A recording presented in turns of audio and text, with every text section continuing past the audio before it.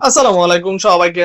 Honours দ্বিতীয় বর্ষ পরীক্ষা ২০২৬ ভালো নম্বর পাওয়ার উপায়। ভিউয়ার্স অনেকে এই বিষয়টি আমার কাছে জানতে চেয়েছিলেন। আজকের এই ভিডিওতে আমরা বিষয়টি বিস্তারিতভাবে ক্লিয়ার করব। সবাইকে মোস্ট ওয়েলকাম আমাদের চ্যানেল এক্সাম রুলস এ। যদি ভিউয়ার্স আপনারা নতুন হয়ে থাকেন প্লিজ চ্যানেলটিকে সাবস্ক্রাইব করে বেল বাটনটি অন রাখবেন যাতে সকল আপডেট নোটিফিকেশন সবার আগে পেয়ে যান।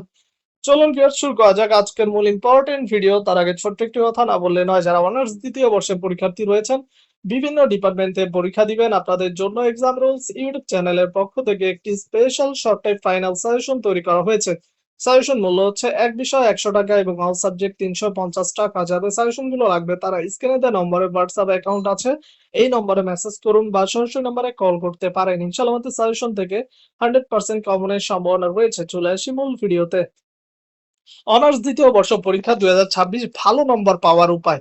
ভিউয়ার্স কিভাবে ভালো নম্বর পেতে পারেন অনার্স দ্বিতীয় বর্ষের পরীক্ষায়? ভিউয়ার্স অনেকে মনে করেন যে বিগত বছরের বোর্ড প্রশ্ন পড়লে সেখান থেকে 100% কমন পেয়ে যাবেন। এগুলো সম্পূর্ণভাবে ভুল। বিগত বছর প্রশ্ন পড়লে এখন হয়তোবা আপনি 10% থেকে 20% কমন পেতে পারেন, বা কোনো ক্ষেত্রে যদি কপাল ভালো থাকে তাহলে 50 থেকে 60% কমন পেতে পারেন। এর বেশি কখনোই কমন আসে না। তো সেই ক্ষেত্রে এই জিনিসগুলো টোটালি ফোকাস করাই ভুল। তো একটা কথা বলব, আপনারা এক্সাম রুলস এর শর্ট ফাইনাল সাজেশনটি কালেক্ট করে নিতে পারেন। এটা আপনাদের জন্য কমন উপযোগী। ভিউয়ার্স ভালো পরীক্ষায় যদি ভালো নাম্বার পেতে চান অনার্স দ্বিতীয় বর্ষ পরীক্ষায় জাস্ট ২ টা কাজ করবেন। এক হচ্ছে হাতের লেখাটা সুন্দর করার চেষ্টা করবেন, কাটাকাটি করবেন না। ২ নাম্বার হচ্ছে পয়েন্ট করে লিখবেন। যেকোনো প্রশ্ন পয়েন্ট করে লিখবেন। ১০ নাম্বারের জন্য ১২ টা পয়েন্ট, ৫ নাম্বারের জন্য ৬ টা পয়েন্ট। আর পার্থক্য টাইপ যদি কোনো প্রশ্ন থাকে তাহলে হুবহু সেগুলো অ্যান্সার করা। তাহলে ভালো মার্ক তোলা সম্ভব এবং ভালো রেজাল্ট করা সম্ভব।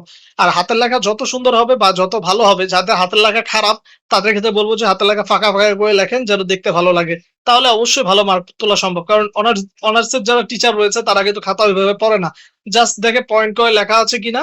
আর বেশি লেখার প্রয়োজন হয় না। জাস্ট এনাফ ৫ পেজের জন্য ৫ নাম্বারের জন্য ২ পেজ এবং ১০ নাম্বারের জন্য আপনি ৪ পেজের মতো লিখলেই হলো এনাফ। তো এই হচ্ছে আপডেট জানিয়ে রাখলাম। যদি ভিডিও ভালো লাগে প্লিজ সাবস্ক্রাইব করে সাপোর্ট দিন সবাই।